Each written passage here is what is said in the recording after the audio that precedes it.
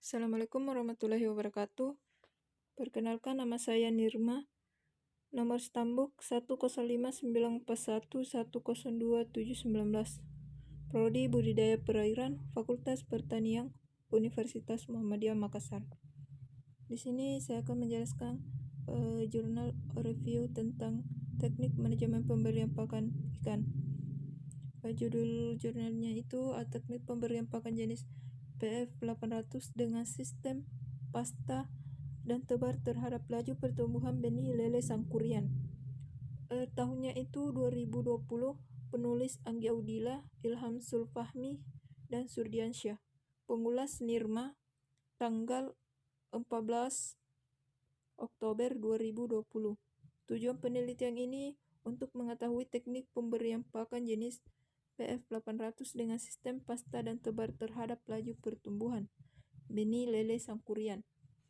Metode penelitian, waktu dan tempat, dilaksanakan pada tanggal 14 Oktober 2020. Bertempat di Dinas Pangan, Kelautan dan Perikanan Aceh, Tamiang. Alat dan bahan yang digunakan, yang pertama styrofoam box, kamera dan alat parameter, timbangan dan fish measuring. Adapun bahan-bahan yang digunakan yaitu air, pakan, pelet, dan PF 800 serta 100 ekor benih ikan lele sangkuriang. Ruang lingkup kerja ini dilakukan selama kegiatan KKP berlangsung.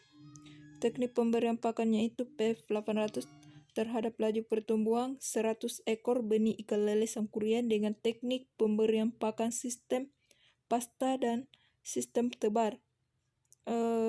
Cara kerjanya itu persiapan wadah, pemberian pakan sistem pasta dan sistem tebar.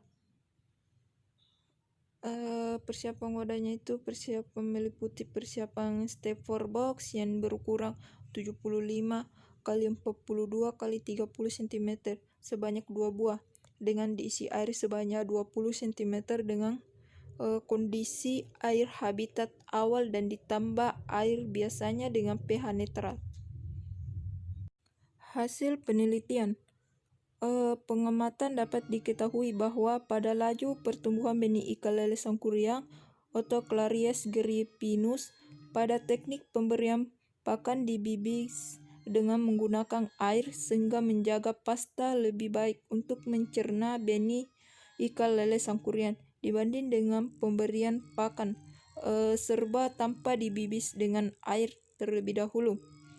Yang teknik pemberian pakan juga dapat mengetahui kelangsungan hidup benih ikan lele sangkuriang.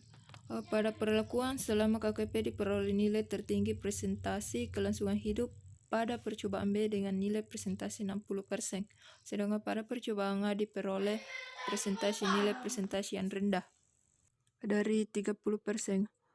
Hal tersebut juga dipengaruhi oleh pakan jenis dosis yang dicerna oleh benih ikan lele sangkuriang. Kesimpulannya itu, pertama, teknik pemberian pakan terhadap benih dapat dipengaruhi laju pertumbuhan dan kelangsungan hidup benih ikan lele sangkuriang atau Clarias grypinus. Yang kedua, hasil perilaku pada kelangsungan hidup benih ikan lele sangkuriang juga dipengaruhi salah satunya terhadap pemberian pakan dengan hasil nilai presentasi SR tertinggi pada perlakuan B yaitu 60%. Jurnal yang kedua, pemberian pakan dengan energi yang berbeda terhadap pertumbuhan benih ikan kerapu tikus. Tahunnya itu 2019. Penulis Agustono Widiana Permatasari dan Yudi Cahyoko. Pengulas Nirma, tanggal 2 November 2009. Tujuan penelitian ini bertujuan untuk pemberian pakan dengan energi yang berbeda terhadap pertumbuhan benih ikan kerapu tikus. Adapun metode penelitian. Metode penelitian ini dilaksanakan pada 13 Mei 2020 Juni 2008 di laboratorium Makanan Ternak Fakultas Kedokteran Hewan Universitas Airlangga Surabaya, yang laboratoriumnya itu Budidaya Fakultas Perikanan Universitas Hang Tuah Surabaya. Alat penelitian yang digunakan dalam penelitian antara lain akuarium, filter, seser, toserot, selang, penggilingan, pengayakan, timbangan, baskom, alat pecetak, pelet, oven, plastik, gunting, kertas, loyang, pH meter, termometer, dan deometer. Hasil penelitian ini menunjukkan bahwa pemberian pakan buatan dengan energi yang berbeda-beda bertujuan untuk meningkatkan produksi benih ikan kerapu tikus, meningkatkan pertumbuhan dan meningkatkan survival rate-nya pada benih ikan kerapu tikus. Manfaat dari penelitian ini adalah dapat memberikan informasi mengenai pemberian pakan dengan energi yang berbeda pada pertumbuhan benih ikan kerapu tikus. Kesimpulannya itu, berdasarkan hasil penelitian tentang pemberian pakan dengan energi yang berbeda-beda antara pakan pada setiap perlakuan, dapat disimpulkan bahwa tidak berbeda nyata terhadap laju pertumbuhan ikan kerapu tikus, efisiensi pakan, kandungan lemak, dan kelangsungan hidup ikan kerapu tikus. Pada prinsipnya, kebutuhan nilai nutrisi pada ikan kerapu tikus harus diperhatikan. Kebutuhan nilai nutrisi dan pada ikan kerapu tikus. Jurnal ketiga, jurnal internasional, yaitu manajemen waktu dan jumlah pemberian pakan dalam meningkatkan pertumbuhan dan sintasan ikan gabus.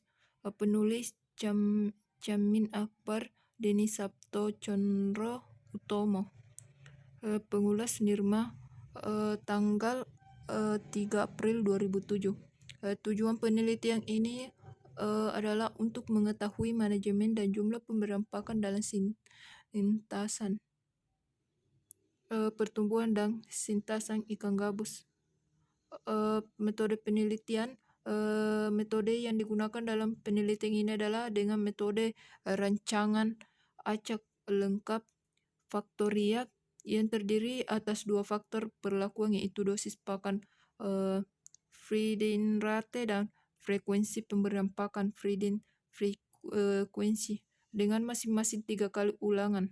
Perilaku yang diberikan berupa dosis pakan 30% sampai 5% dan 7%. Dan pada perlakuan frekuensi pemberian dan diberikan sebanyak 3 dan 4 kali per hari. Pakan yang diberikan berupa pakan komersi PF 800. Hasil penelitian ini menunjukkan perilaku feeding rate 7% dengan feeding frekuensi 4 kali per hari.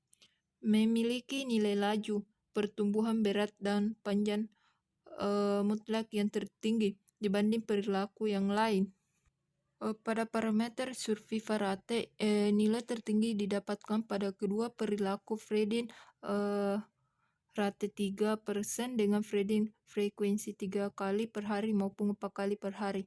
Pada parameter VCR, nilai terendah didapatkan pada perlakuan feeding rate 5% dengan feeding frekuensi 3 kali per hari. Hasil penelitian. Hasil ini menunjukkan adanya interaksi pada nilai laju pertumbuhan berat mutlak dan retensio protein. Faktor tunggal berupa feeding rate memberikan hasil yang signifikan pada nilai kelangsungan hidup dan rasional konversi pakan. Hasil penelitian menunjukkan bahwa manajemen pakan dengan feeding rate 7% dengan feeding frekuensi 4 kali per hari memberikan hasil terbaik dalam pertumbuhan. VCR dan efisiensi protein pada ikan gabus. Meskipun memilih nilai SR yang paling rendah, tetapi dengan FR 7% dengan FF 4 kali sehari mampu menghasilkan biomasa ikan gabus mencapai 1400,55 gram. Kesimpulannya itu, selama pendederan benih gabus, sebaiknya diberikan perlakuan Fredin rate sebanyak 7% dengan Fredin frekuensi 4 kali per hari yang dapat meningkatkan pertumbuhan dan tingkat kelangsungan hidup benih gabus. Sekian dan terima kasih. Bila ada kesalahan dan kekurangan, mohon dimaafkan. Saya akhiri, billahi fi sabil haq fastabiqul khairat. Wassalamualaikum warahmatullahi wabarakatuh.